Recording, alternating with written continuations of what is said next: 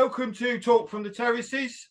Today we have Martin Wymo Gardner, and we're also joined by special guest Mike Spence, who was in the programme Italia 90 when football changed forever. The first episode aired on the 31st of October, which was Halloween. Then the second episode is tomorrow, and then the third episode is the 14th, I believe. That's it. So just want to chat to you, Mike, a little bit about the programme. I watched the episode, really enjoyed it, really looking forward to the next two episodes. So how did you get involved in Italia 90? Well, Riaz Khan recommended me for it. I speak to Riaz quite a lot. And they asked me to do a podcast. I've done it in the Royal British Legion upstairs in the hall. Right. And then I got another phone call from a producer saying I told him a few things, what I'd done and what's happened in my life. And he said, "Oh, I really want you on it." I said, "But look, I wasn't really into the England thing as much. Do you know what I mean?" Yeah. I went to England, Scotland, and all them sort of games, but I wasn't really I didn't bother going travelling with England, really. But I said, "You still want me on there?" And they still wanted me on the show. So, yeah. They started asking me questions about the casual scene and back in the day and stuff like that. I interviewed Boatsy, who is also involved in the programme, and he said it's not strictly about Italia 90. It also goes back to the 1980s when hooliganism was rife. It mentions the 1985 game between Luton and Millwall, where that was epic that night. A lot changed. Margaret Thatcher started coming down really hard after that game because at first football lads' sentences wasn't too bad, but I think after the Luton Millwall, that's when people started getting a fair bit of birth for football violence. And well, I think that sort of did it really. They said there was Tottenham there and Arsenal there, but I didn't see any. Yeah, I think there was. I wasn't there myself, but I was told there was a lot of clubs there that sort of descended on Luton that night. No, I don't believe it. So, we've just had Halloween, obviously, because I mentioned the first episode of Italia 90. And obviously, the best costume I've seen on social media is the little lad that's dressed up as Terry Butcher. Brilliant, that is. With he's got all the blood. He's got all the claret around his head. He's got all the claret down his top. It's just a different take on things, isn't it, Martin? It's just it's better than a witch or a pumpkin or whatever it is. You know what? Yeah, all right. It's not traditional, but to any lad that was around in that era, when we all saw that injury that he had, and he got bandaged up and carried on playing.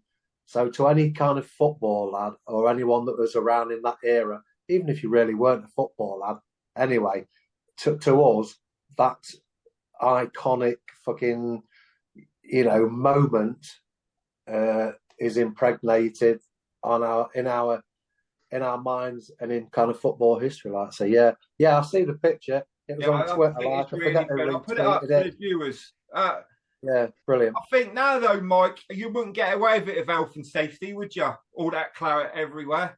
Oh, can you imagine the players now doing that, carrying on playing with blood pouring down their head? No. They get get hair in their eye, they'd be rolling around the floor. Exactly, mate. They get a little shove or a little kick. They go down like they've been shot, don't they? They really do. It's everybody stop getting shot. Yeah. Get everyone stop getting shot. Really good film, that. Right, so I will go to the first topic.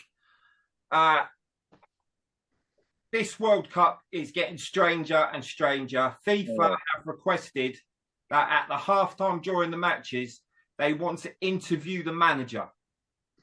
Right? Now, I find this crazy because I don't know about you, Martin, but the manager surely should not be interviewed by the media. He should be in the change room giving his halftime talk, not being interviewed by the media. I don't know who's going to interview him for a start. I mean, did you see Neville get absolutely fucking roasted on? I forget what programme it was on. It's been shared left, right, and centre. Not quite. I forget what it was anyway. You'll have to find that as well. He got absolutely savaged. It was like a thing for comedians and that lot. Yeah. About while he was going, why he's going out there in the first place. And so I don't know who's going to be doing the interviewing because he's going out there. I mean, is it going to be one of Qatar's own? I mean, who came up with that idea? I think it's something from the Qatar media. Exactly. So right. So it's another thing, right, where money has come into it first because they're pulling all the strings. Because if they was to say to Gareth Southgate, right, would you like to be interviewed at half time? Honestly, if he's got anything about him, he'll say no. Interview me post match. That is it. That's how it's always been done. That's how we can't know interview it. someone at half time. It's ridiculous. Yeah, exactly. So this is new to me, and it's fucking ridiculous, isn't it? Yeah. But this will all be down to like, well, we've paid so and so rights, and they have spent a lot of fucking money. All right, and people may have died, and they've got human rights, and this, that, and the other, and everything. No one agrees with it. No one fucking likes it. No one likes it being there. And this is just another case of like money talks and bullshit walks. It could be the worst World Cup ever. Yeah, let's fucking hope so, right? So then it'll never go to another Arab country again. To be fair to the FA and to be fair to Southgate, Mike, he has said point blank, I'm not being interviewed at half time. I will be giving my team talk. So he showed a bit of backbone for once. Exactly. That's what I haven't done my research. See, so yes, a fair crap. So he's got a backbone, and it's right.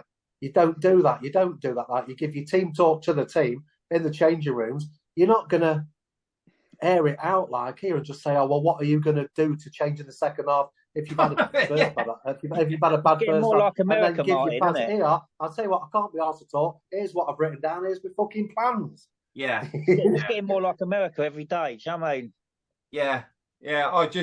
I don't know what you think, Mike, but I think to try and say to a manager, we want to interview you at half time, it's like Martin said, what would you say? What if you're 3-0 down or something? And you don't want to be talking to the poxy reporter, do you? Yeah, exactly. You want to be making your substitutions, thinking about what you're going to do, who you're going to bring on, blah, blah, blah. Exactly. You don't want to be speaking to a very poxy reporter.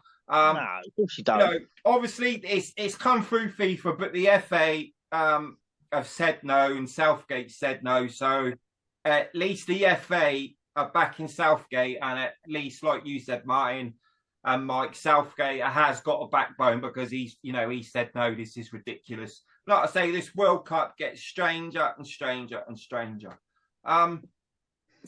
Okay, we'll take you back to the domestic game. And I don't know if you've heard this. This is a strange one as well. Sunderland have put up a thing to say that away fans are not allowed to take in coins or vapes. Now, I'll come to you first, Martin. Now, every away fan's going to get searched, and if any coins are in their pockets or their vapes in their pocket, they're going to take it off them. They can't take their money off them. That's theft. If this is Sunderland at fucking home, right, you know what gates they've got, right? I don't know about you, man. I carry a wallet, and I've got a little fucking thing, and it's got some fucking change in it. What are you going to do? Go to the pub, like, and spend, if you've got like £3.48, where are you going to fucking leave it? You're not going to just want to spend it. And they haven't got a scanner. It's not like you're going to, what if they did have, like, you could say it's my belt buckle and my nipple ring, what fucking ever. No, can you imagine how many people are just going to give a middle finger to that one? It's ridiculous. Bollocks, when it comes to vapes, right, now, if I was in a stand, because I'll tell you what I fucking hate, right, I was at the airport a couple of years ago, and there was this bloke, like, and he was just sat in front of me, and I must admit, he was taking this biggest thing, sat behind me, and fucking clouding me in smoke, honestly. Yeah. Honestly, I mean, it's like who can take the biggest fucking drag and who can blow the biggest cloud. And this was not a cloud. I couldn't see for 5 fucking seconds. Thought, you're doing my fucking head in, mate. So now, I must admit, if that tip sat behind me at a fucking game, blowing shit like that, that's fucking pineapple flavour in my fucking ear, I'm going to fucking say something. But I can't see that one pulling off either, because it's going to be down his sock, innit? Or it's never going to work, mate. It's never going to work. No, you're right. Ain't gonna fucking work. The What are you thing going to is, think of Mike, as next? well, is how long is it going to take to search all the away fans that go to Sunderland to check if they've got a vape or coins on them? Oh, You know, it's going to take hours. it's just a non-starter. Yeah, I just think that It's fucking ridiculous. I just think that you can't take someone's money off them for a start. You just can't do it. Now, What's the problem with the vapors anyway? Why do they want they're them back saying as it well? could be thrown as a missile. Why would you throw your vape away? Yeah, exactly. There you go. I mean, I suppose, like, I have heard of years ago at Chelsea, they used to make you take your laces out of your Dr. Martens. Before my time, that. And there's pictures before your time, and there's pictures of Dr. Martens outside the stadium. So yeah, I can understand that, but you can't take anybody's money off them. It doesn't matter if it's notes, if it's 1 penny, or if it's a £20 note. It's absolutely ridiculous. And again, Football's going bonkers, mate. Football is going bonkers. It's just a really strange thing. I don't know if something's happened at Sunderland where coins have been thrown, and they won't have any coins on them, Sunderland fans, anyway. But again, if the away fans are not allowed their vapes, then surely the home fans, they can't have their vapes and coins either, Martin, can they? It's going to be a non-starter. But I must admit, though, what game was it a few weeks ago? And there was fucking all sorts thrown. And last season, there's a lot of stuff thrown. That throwing thing has come alive a bit again. But mainly, it was, I think it was European teams fucking here. And you don't really hear of it. You don't really hear of it happening here a lot now. I don't get it. I mean, most of these fucking little vapes now they have, and then plastic ones anyway. You know, like a few years ago, they had those big metal ones that look like massive fucking things, didn't they? They're massive things with a digital, almost half as big as a phone. A lot of people got rid of them now. They've got them little plastic throwaway fucking things with candy floss fucking flavour and that lot. No, it's a non-starter. It is, like you say, football, you know, being taken away from your working class. I'm not going to say the word, just male. Working class person. Well, Chelsea's sterile now, Martin. I mean, I take my son over there now and again, but I just think it's crap now. Yeah, no, I agree. There has been lots of thought. I suppose, Martin, what we can say and what we didn't mention last week is, hasn't been a manager sacked, is there? That we can talk about. Because hey, do you know what, right? I reckon that's the first, isn't it? Because every episode we've done, Mike, there's been a manager sacked so far. Almost every programme in 9 now, we've had a manager to talk about. Really? And do you know what, right? And as well, Matty, because you did call him out, not the last one, but the one before as well. And I'm going to have to eat my words as well. Jesse Marsh. You saw the result, didn't you? Right? Yeah. So you're thinking, yeah, it was honestly, it wasn't looking fucking brilliant. No. But ground out that result, 36,000 Leeds fans as well, like, and I wanted it. I wanted him to win as well. Leeds looked dead and buried. Leeds looked dead and buried, didn't they? They did, didn't they? And I said something about Leicester a few weeks ago because they got Maddison and fucking hell. I forget his name, and I played out the fucking Skins yet again, won and now you've got Southampton down there, so we can start maybe talking about Rolf Hassan, fucking whatever his name is. I think Southampton to go down, personally. They're not looking good, are they? No. You think Southampton are favourites to go down? I'm not going to say favourites because it's that tight down there. It's that narrow at the bottom, you know, between the bottom 8. Yeah. You still can't call it. Leeds have still got, if Leeds, right, carry on playing like they played yesterday, and Leicester, Harvey Barnes, that was it, keep on playing how they played, and Southampton keep on fucking playing how they played, then it's looking shit for Southampton, because Wolves looked a little bit better as well, like, so, yes, you can't call it. Yeah. There was some, obviously, there was some shock results. I'll just go through a few results. Obviously, Martin, massive day for Chippenham, beating Lincoln. Massive day for them. You know, they're non-league. You know, so you have to give it to them. They've had their day out. We do say that and all, but do you know what we haven't got? I think we had five in defence. Like we're playing defensive. We haven't got a striker. We've got Hopper who's fucking injured. Right. Someone's arguing saying, "Oh, we've got 3 strikers. We've only got one that's fucking half decent." You know, when every team needs that prolific double figure striker, you've got to have one. And we didn't have one at the start of the season, not in my eyes anyway. Even though certain people are fucking injured. We've got to do some buying in January, and they've got to, because we're getting fairly decent gates, put the money where the mouth is. And if they want to keep them gates, then you've got to stay in League One. Otherwise, we'll end up slipping down to League Two, and it'll be like 5,000, 6,000 again and shit like that. We're getting between 8,500 and 10,000 while we're in League One. So another shock result in the FA Cup was Grimsby Town beating Plymouth 5-1 because Plymouth are doing really well. So I don't know if Plymouth are concentrating more on the league and didn't put out a strong side in the FA Cup because I don't know about you, Mike, and I'll come to you first, Mike. Did the FA Cup's lost a bit of its importance, a bit of its shine? Listen, I can remember watching the FA Cup final, West Ham Fulham, 1975. And they had all the programmes on before about the FA Cup, their quiz games. The whole day was based around the FA Cup. Yeah. Now it's just crap. It's like they're trying to belittle it. Do you know what I mean? It's still the FA Cup as far as I'm concerned. It's worth winning. Yeah, it definitely. I think so as well. And I think when it happened, Martin, is when there was a World Club competition and Man United didn't enter it. I don't know if you can remember. I don't know what year it was, but Manchester United, they decided to enter this other competition and didn't enter the FA Cup. And ever since then, like Mike said, you know, you built your whole day around the FA Cup, and it just doesn't seem to have the same importance anymore. It's all. Carry on, Mike. We had an open top bus from Brixton to the FA Cup final against Man United in '94. We had massive speakers on there. There was a good mob on there.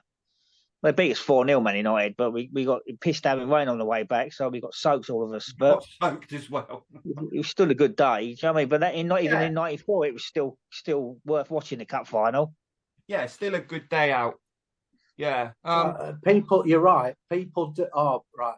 It's the league now, preference in the league, because one, you get in your gates. But the FA Cup's a one-off, right? So now our attitude now is, we can concentrate on the league. It's a shit excuse, really, because if you do progress, you bring in some revenue. So that revenue is now fucking gone. Yeah, and exactly. I agree. And it's that word like, the FA Cup being romantic. It's not romantic anymore. Like, and I hate I do hate the word like Mickey Mouse, but I also hate the way they change these cup names. You know, from like the Milk Cup and the Carabao Cup. All these. Every few years, it's got a different fucking name. It has. I mean it. I can remember when it used to be called the Rumbelows Cup. You know, it's like all the Zenith data and things like that. Yeah, exactly. It has. It's like it should just stay the League Cup and that's it. Okay, lads. Just before we finish up, I did want to mention, and I will put up some shots. I don't know if you've seen it, Martin.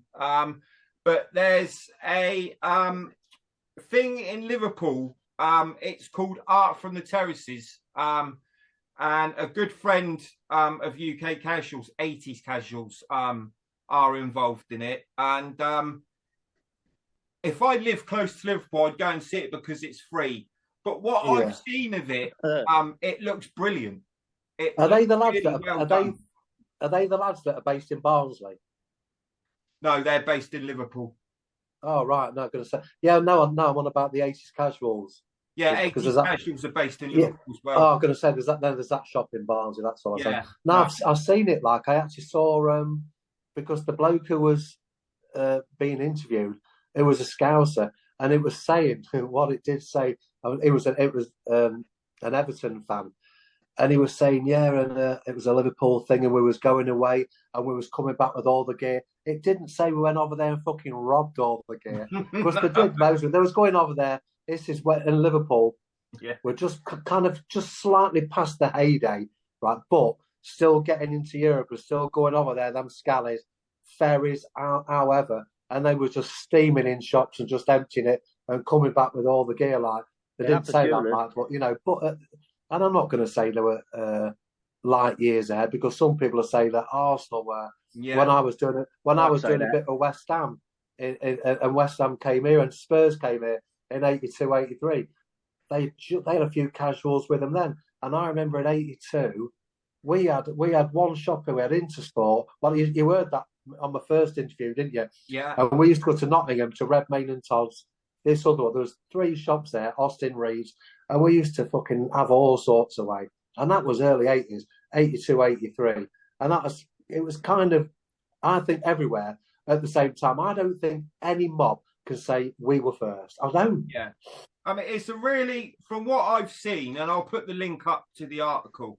And I've also got a video clip to include.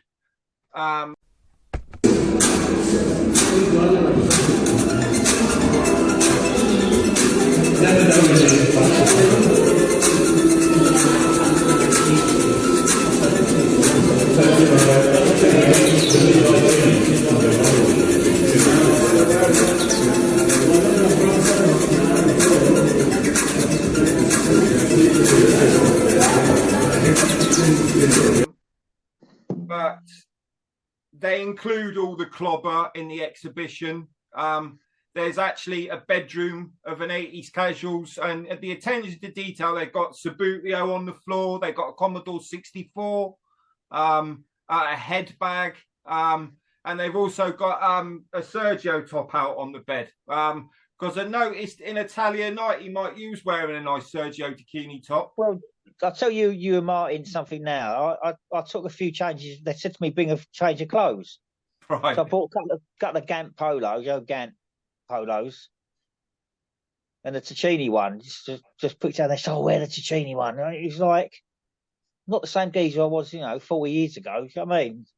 No, it's how they wanted to. Yeah, because I agree, kind of thing, because it's retro, isn't it, mate? So if you could have turned up in your Fila Borg or your Tacchini as what was being worn back in the day, where it was all based, so I get where that's coming from. Yeah.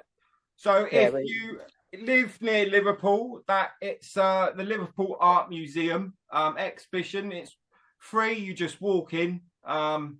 And you see and it's really well done. I'll put some pictures up at the end of this podcast because I think it's the first thing that I can think of that's ever been done. There was some trouble between Huddersfield and Liverpool last week. Yeah, well, I did.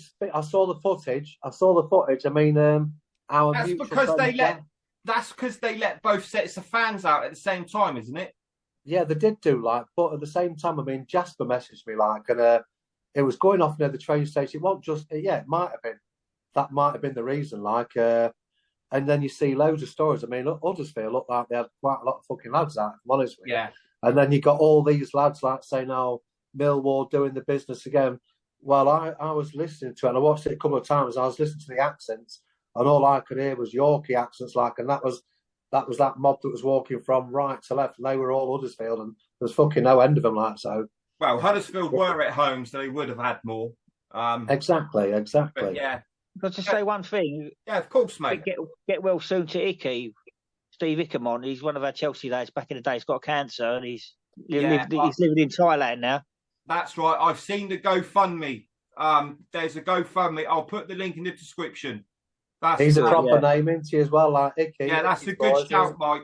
Actually, he was a big character, a very big character. He used to take coaches everywhere, didn't he? Yeah, he used to do a lot of travelling. Yeah, he's not too well at the moment. I was watching the Jason Mariner podcast, and he was saying he's not too well. There's a GoFundMe for him. I'll put the description. I'll put the link in the description. No, it's a good shout out because. I think, as you said last week, Martin, we go to too many funerals more than weddings. Tell me about it. I've been to 2 recently, and I've got another 2 to go to. My next wedding's next year, and I can tell you now, I bet any money there's 1 or 2 more funerals before that wedding. Yeah. Okay. All right. Okay, lads. Matty, just a quick one. Yeah. if that Portsmouth fan's watching who squirted the tomato sauce all over me at Portsmouth away in 1984, I've still got the dry cleaning bill for you. All right, well, I'm sure if he's watching, I'll get him to get in touch with you. What year was that? 84. 84. All So right. he owes you about 50p. Yeah, no, that's what I'm saying. Well, with interest on top, you don't know how much. Well, all right, then, yeah. Okay, that's been talk from the Terraces. I've been Matty Nash. I've been joined by Martin Wymo Gardner and Mike Spence. And you probably might catch Mike on Italia 90 when football change forever tomorrow, and then or on the last episode, which is on the 14th. And there'll be more videos coming from UK Casual soon.